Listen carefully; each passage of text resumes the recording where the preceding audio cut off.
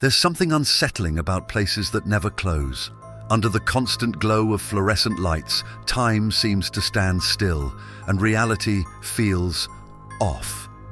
Walmart, a beacon for late-night shoppers and curious wanderers, holds more than just bargains. It hides stories you'll wish you never heard. Tonight, we'll uncover 5 terrifying tales from those who lived them. By the end, you might think twice about your next midnight run. Story 1. The Aisle That Doesn't Exist.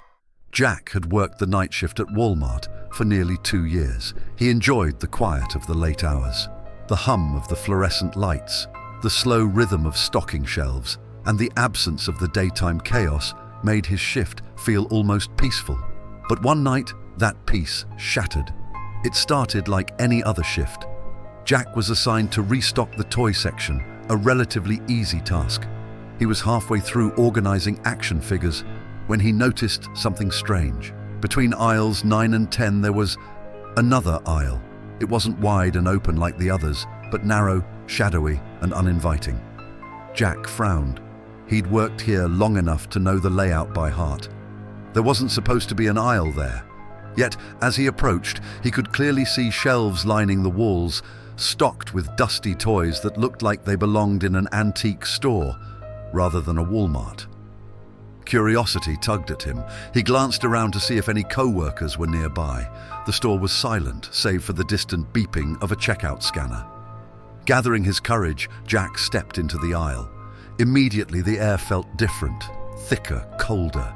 The hum of the lights seemed muffled, and the faint metallic scent of rust filled his nostrils.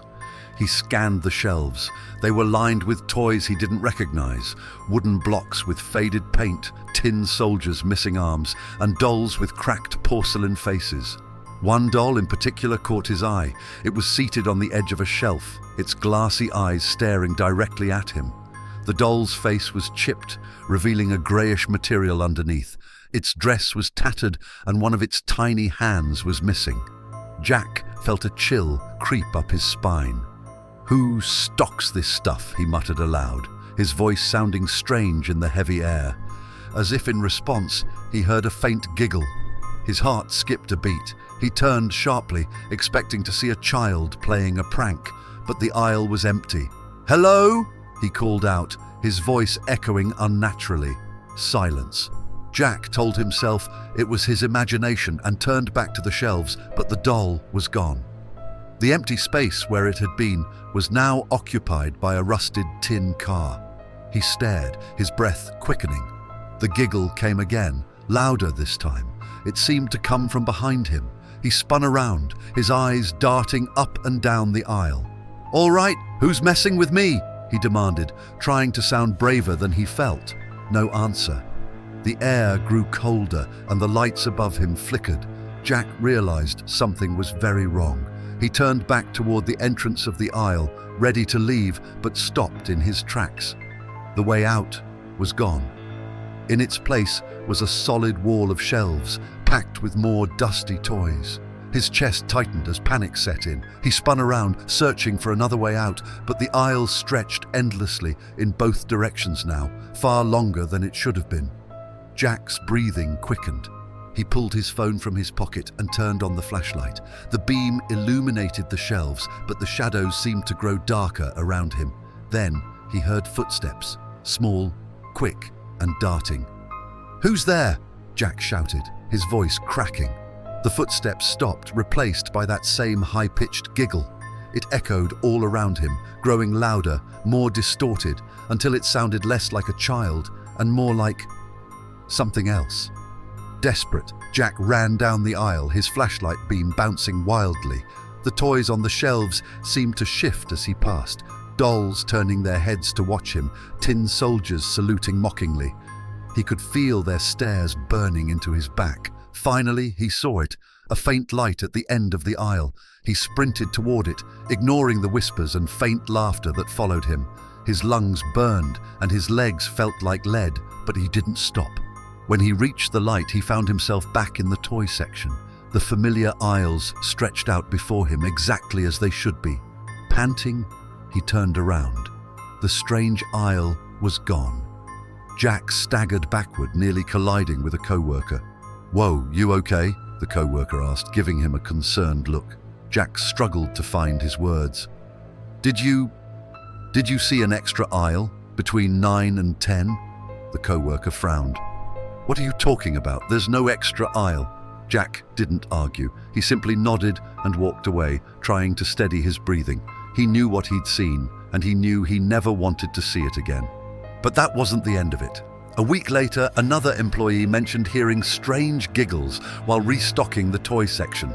They described seeing a narrow aisle that didn't belong. Jack's blood ran cold as he listened. To this day, employees occasionally report glimpsing an extra aisle between 9 and 10.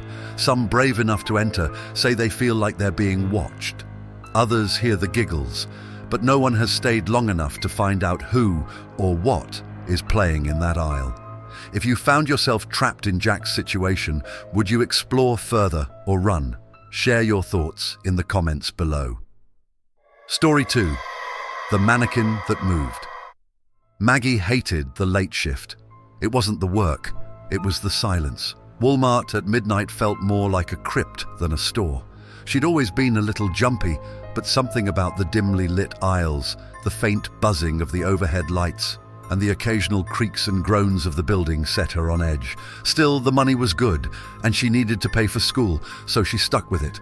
Tonight was no different, or so she thought. Her shift started with the usual tasks: folding clothes, organizing shoes, and cleaning up the fitting rooms. But around 11:30, Maggie noticed something strange. At the edge of the clothing section stood a mannequin she didn't recognize. It was tall, its face blank and featureless, dressed in a bright yellow raincoat and black boots. "That's new," Maggie muttered to herself. She didn't remember the store getting mannequins like this, especially one wearing something so specific. Shrugging it off, she continued her work. By the time she finished folding a stack of t-shirts, she looked up again and froze.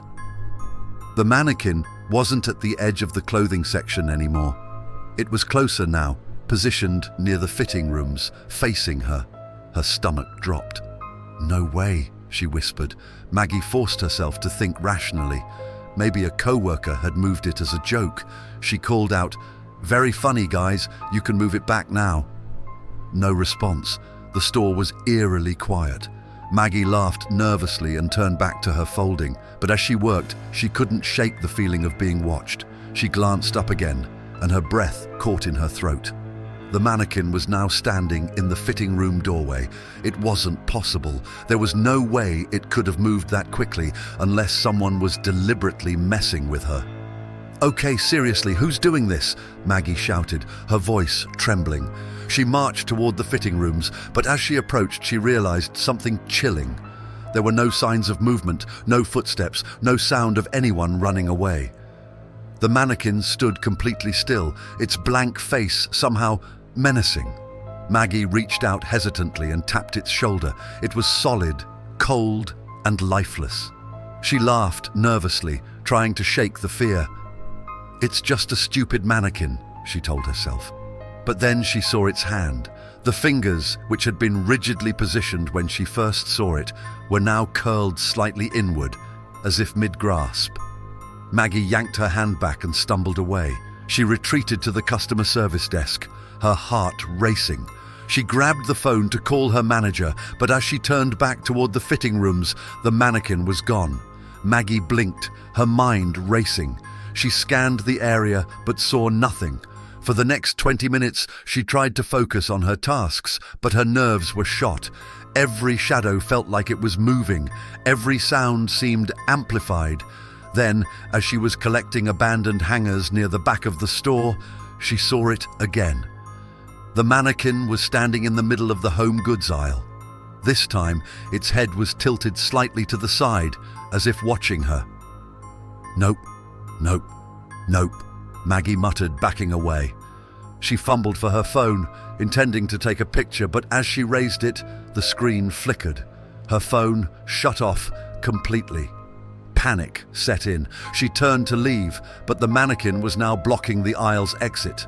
Maggie's chest tightened. She felt trapped. "Who's doing this?" she yelled, her voice echoing in the empty store. The mannequin didn't move. Slowly, Maggie edged past it, keeping her eyes locked on its featureless face. As she slipped by, she thought she heard a faint rustling, like fabric shifting, but when she glanced back, it hadn't moved. She ran to the front of the store and stayed near the entrance for the rest of her shift. She didn't see the mannequin again that night. The next morning, Maggie told her manager what had happened. She expected him to laugh or accuse her of imagining things, but instead, he frowned. "You're not the first person to say something like that," he admitted. "But we don't have mannequins in that department." Maggie stared at him, speechless. Over the following weeks, more employees reported seeing the mannequin. It always appeared late at night, always in different parts of the store. Some claimed to hear faint whispers when they got too close. Others said they'd seen it move out of the corner of their eye. Maggie couldn't take it anymore. She quit her job a month later, but she couldn't shake the feeling that the mannequin wasn't just a prank, or even a mannequin at all. To this day, employees at that Walmart occasionally report strange occurrences during the night shift, and when they do, the mannequin in the yellow raincoat always seems to be nearby.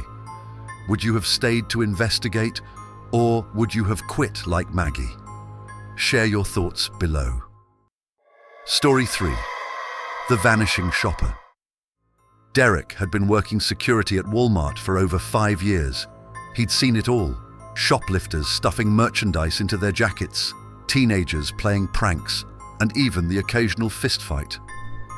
But nothing prepared him for the night he met the woman in red. It started like any other shift.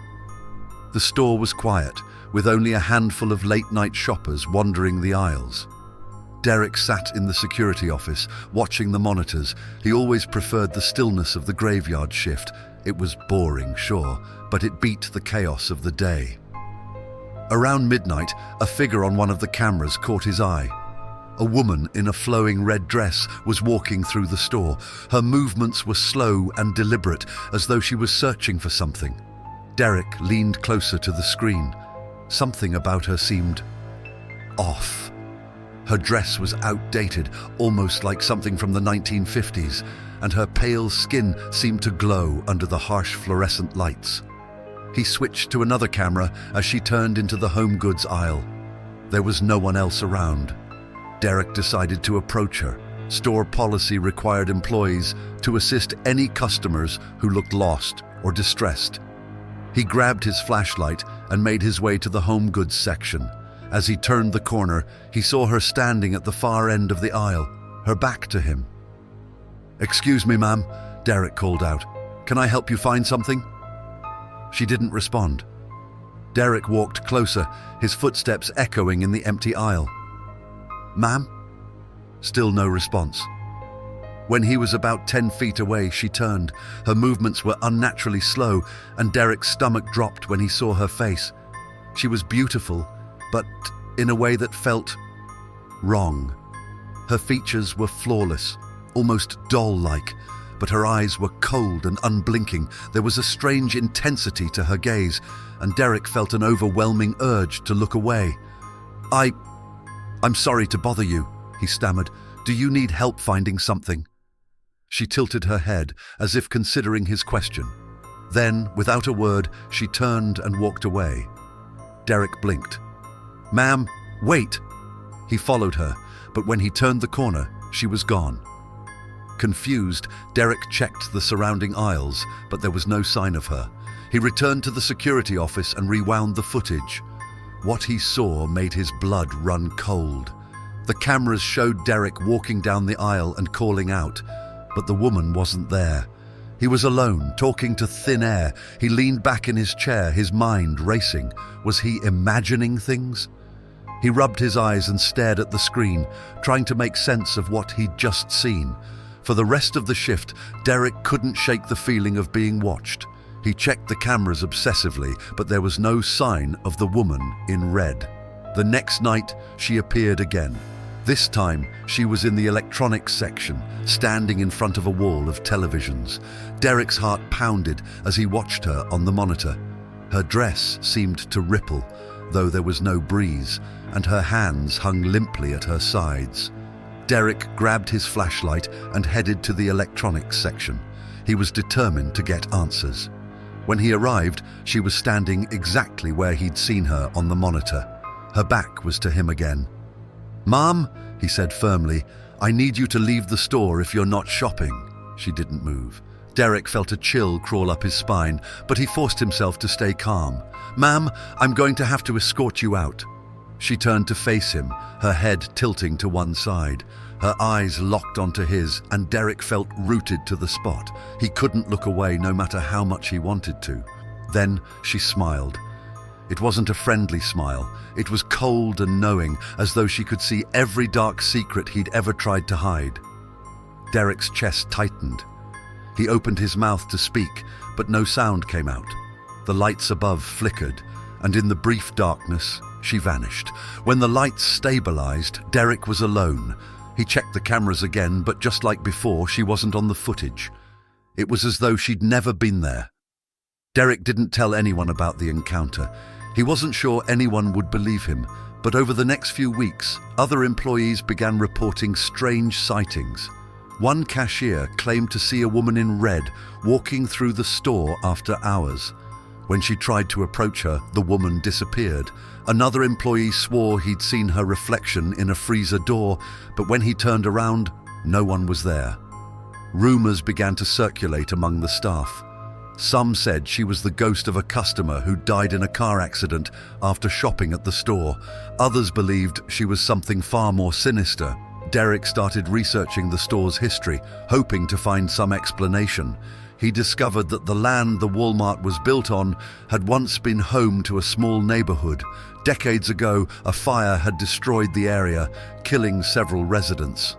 One of the victims was a young woman who'd been wearing a red dress the night of the fire. The pieces began to fit together, but they didn't bring Derek any comfort.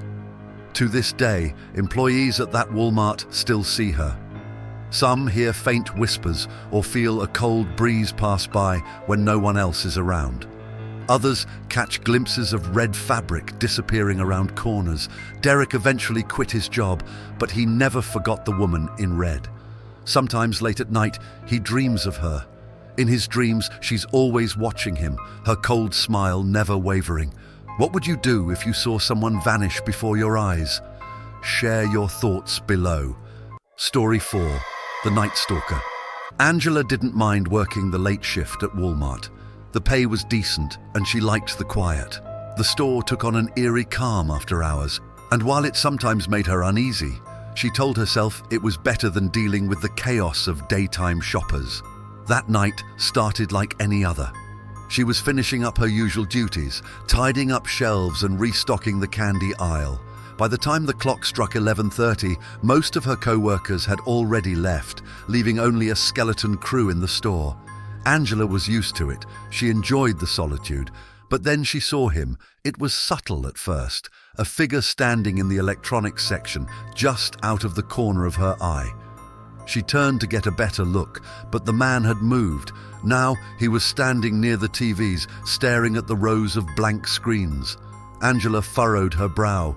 Customers weren't supposed to be in the electronics section this late. The store was winding down for the night, and most shoppers had left. She approached him cautiously. "Excuse me, sir, we're closing soon. Can I help you find something?" The man didn't respond.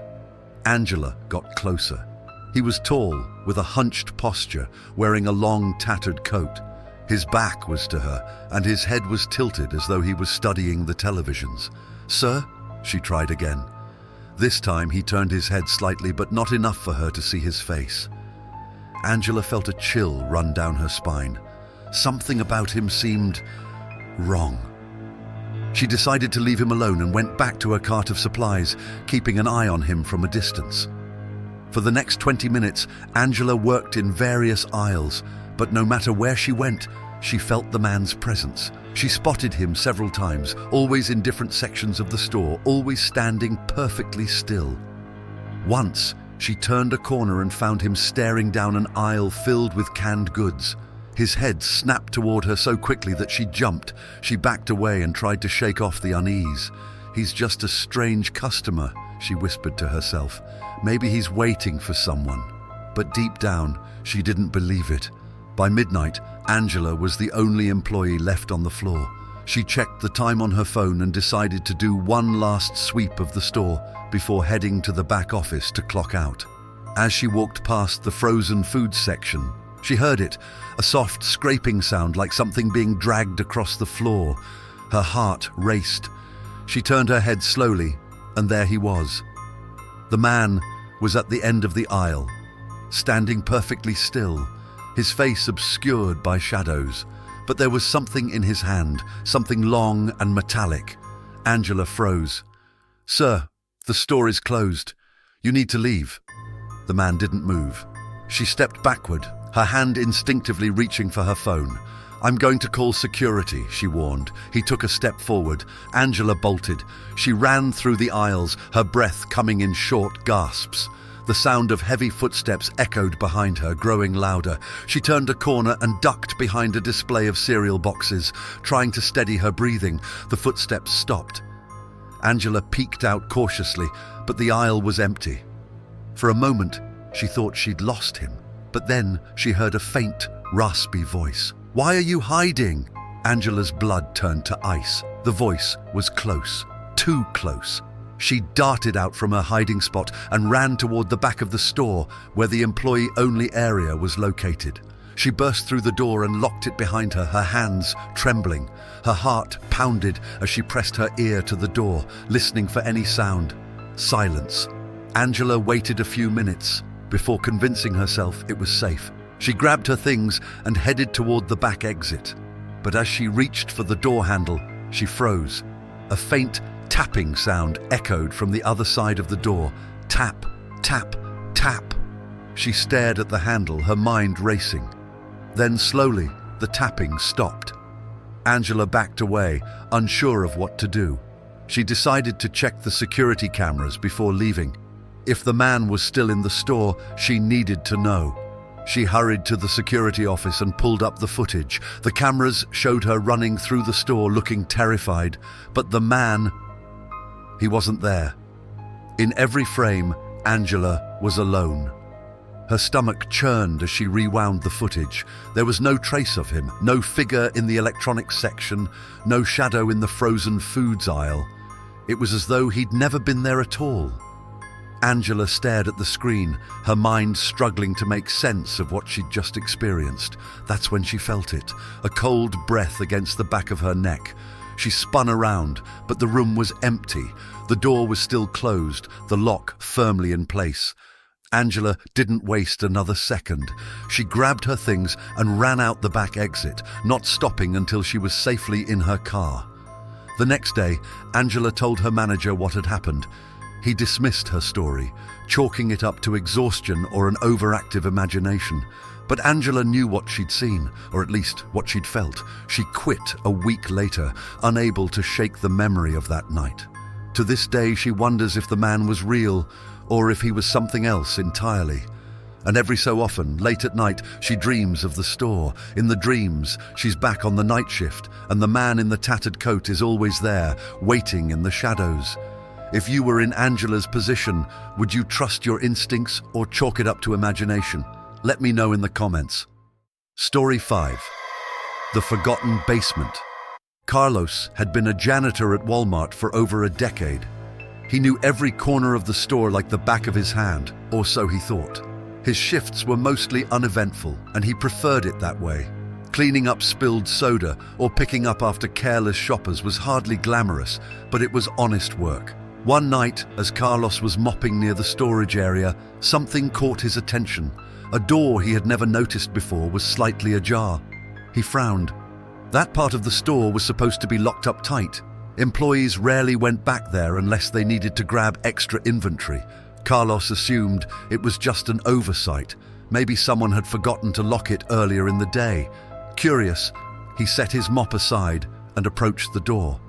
It was old, with peeling paint and a brass handle that looked like it hadn't been touched in years. When he pushed it open, he was greeted by a dark staircase leading down into the depths of the building. Carlos hesitated.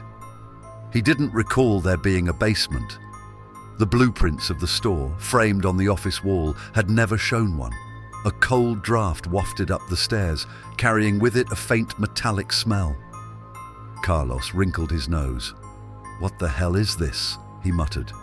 He considered closing the door and forgetting he'd seen it, but his curiosity got the better of him. Grabbing his flashlight, he began his descent. The stairs creaked under his weight as he descended. The further he went, the colder it got. The walls were made of rough concrete, and the air grew damp and heavy. By the time he reached the bottom, his breath was visible in the beam of his flashlight. The basement was massive, much larger than Carlos expected. Rows of rusted shelves stretched into the darkness, filled with dusty boxes and old equipment. "Looks like storage," he muttered, though it didn't make sense. Why would no one mention this place? As he moved further in, he noticed something strange. The boxes weren't labeled and the items on the shelves were wrong. There were old toys, porcelain dolls with cracked faces, stuffed animals missing eyes. One shelf held glass jars filled with murky liquid. Carlos didn't dare look too closely at what was inside them. The unease in his chest grew stronger, but he kept going. He told himself he was just being paranoid. That's when he saw it. Scrawled on the far wall in what looked like red paint or something darker were the words, "Don't come back." Carlos froze. The handwriting was jagged and uneven, as if written in a hurry. His instincts screamed at him to leave, but something about the basement compelled him to keep looking. As he turned to leave, he noticed a faint sound, a rhythmic tapping like footsteps echoing in the distance. "Hello?" Carlos called out, his voice trembling. No response. The tapping grew louder, closer. It wasn't footsteps, he realized. It was the sound of something being dragged across the floor. Carlos gripped his flashlight tightly, scanning the darkness. The beam caught movement, something darting behind one of the shelves. "Who's there?" he demanded, his voice cracking. The dragging sound stopped. For a moment, the basement was silent. Then from behind him came a low, guttural whisper. "You shouldn't be here." Carlos spun around, his flashlight shaking. There was no one there. The shelves creaked as though something was moving through them, but Carlos couldn't see what. Panic set in, and he sprinted back toward the staircase, his heart pounding. As he reached the stairs, the dragging sound resumed, louder than ever. He didn't dare look back. Carlos climbed the stairs 2 at a time, bursting through the door and slamming it shut behind him. He locked it and leaned against it, gasping for breath. He didn't return to that part of the store for the rest of his shift. The next morning, he told his manager about the basement. "What basement?" the manager asked, frowning. Carlos stared at him. "The one in the back. The door was open last night." The manager shook his head. "There's no basement in this building, Carlos. Are you feeling okay?" Carlos didn't argue. He simply nodded and walked away. But he knew what he'd seen. Later, he tried asking a few longtime employees about the basement.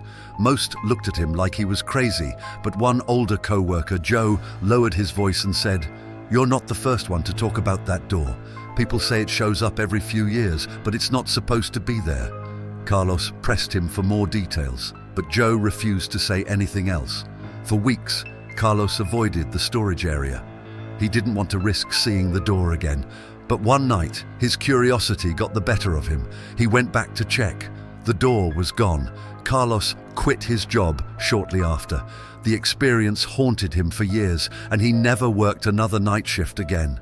To this day, no one knows what's really down there, or why the door appears and disappears. If you stumbled upon a mysterious basement, would you go down or walk away? Share your thoughts below. These stories are a chilling reminder that even the most mundane places can hide dark secrets. The next time you step into a Walmart, look a little closer, because you never know what might be looking back. If you like these stories, don't forget to like, subscribe, and share your thoughts in the comments. Or